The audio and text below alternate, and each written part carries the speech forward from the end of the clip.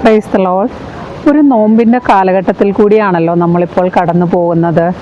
എന്താണ് നോമ്പ് എന്നുള്ളതിനെക്കുറിച്ച് നമുക്കൊന്ന് ചിന്തിക്കാം. നമ്മുടെ ജീവിതത്തിൽ പല നോമ്പുകളും നമ്മൾ എടുത്തിട്ടുണ്ട്.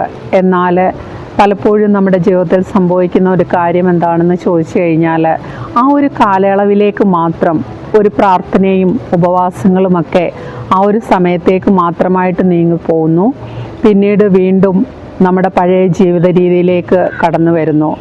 നോമ്പ് എന്നതുകൊണ്ട് സഭ അർത്ഥമാക്കുന്ന ഒരു കാര്യം, കഴിഞ്ഞ കാല ജീവിതത്തിൽ നമ്മുടെ ജീവിതത്തിൽ വന്നുപോയ തെറ്റുകളെക്കുറിച്ച് ഒന്ന് തിരിഞ്ഞു നോക്കുവാനും അതിൽ നിന്നൊന്ന് പിന്തിരിയുവാനും സഭ നമ്മെ ഓർമ്മപ്പെടുത്തുന്ന ഒരു കാലമാണ്.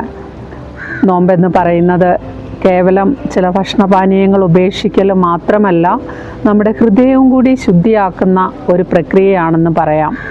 നോമ്പിൽ ഭക്ഷണപാനീയങ്ങൾ ഉപേക്ഷിക്കുന്നത് മാത്രമല്ല എന്ന് പറഞ്ഞു. അങ്ങനെയെങ്കിൽ നമ്മുടെ ജീവിതത്തിൽ അസൂയയും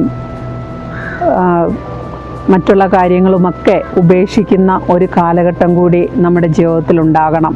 എങ്കിൽ മാത്രമേ നോമ്പ് പരിപൂർണതയിലേക്ക് എത്തുകയുള്ളൂ. അതുപോലെ തന്നെ നോമ്പിൻ്റെ 3 പില്ലേഴ്സാണ്, നമുക്കെപ്പോഴും അറിയാവുന്ന കാര്യമാണ്. 3 പില്ലേഴ്സാണ് പ്രാർത്ഥന, ഉപവാസം, ദാനധർമ്മം എന്ന് പറയുന്നത്. അതുപോലെ തന്നെ നോമ്പുമായിട്ട് പ്രധാനപ്പെട്ട 3 ബന്ധങ്ങൾ കൂടിയുണ്ട്. ഒന്ന് ദൈവത്തോടുള്ള ബന്ധം, ഒന്ന് തന്നോട് തന്നെയുള്ള ബന്ധം, മറ്റൊന്ന് മറ്റുള്ളവരോടുള്ള ബന്ധം. ഇങ്ങനെ 3 തരത്തിലുള്ള ബന്ധങ്ങളും ഈ 3 പില്ലേഴ്സുമായിട്ട് ബന്ധപ്പെട്ടിരിക്കുന്നു. അതെങ്ങനെയാണെന്നൊന്ന് നോക്കാം. ഒന്നാമതായിട്ട് ദൈവത്തോടുള്ള ബന്ധം പൂർത്തിയാകുമ്പോൾ അവിടെ പ്രാർത്ഥന, ആദ്യത്തെ പില്ലറായ പ്രാർത്ഥന പൂർത്തിയാകുന്നു. പ്രാർത്ഥനയിൽ കൂടുതൽ ആഴപ്പെടാനായിട്ട് നമ്മെ സഹായിക്കുന്നു. രണ്ടാമത് തന്നോട് തന്നെയുള്ള ബന്ധം, അത് ഉപവാസമാണ്. ഉപവസിക്കുക എന്ന വാക്കിൻ്റെ അർത്ഥം തന്നെ നമുക്കറിയാം. കൂടെ വസിക്കുക, ദൈവത്തോടൊപ്പമായിരിക്കുക എന്നുള്ളതാണ്.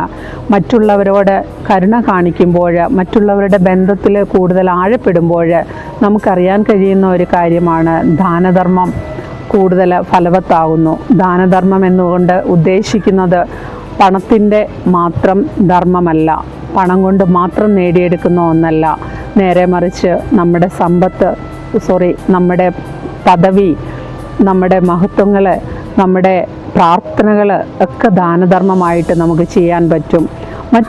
ഒരു വ്യക്തിക്ക് വേണ്ടിയിട്ട് കണ്ണുനീരൊഴുക്കി, ഒരു തുള്ളി കണ്ണുനീരെങ്കിലും ഒഴുക്കി പ്രാർത്ഥിക്കുമ്പോൾ അതൊരു ദാനധർമ്മത്തിൻ്റെ പട്ടികയിലേക്ക് വരുന്നു. ഇങ്ങനെ 3 തരത്തിലുള്ള ബന്ധങ്ങൾ ഊട്ടി ഉറപ്പിച്ചുകൊണ്ട് നമ്മുടെ ഈ നോമ്പുകാലം കൂടുതൽ അനുഗ്രഹപ്രദമാകുവാൻ നമുക്ക് ആഗ്രഹിക്കാം, പ്രാർത്ഥിക്കാം.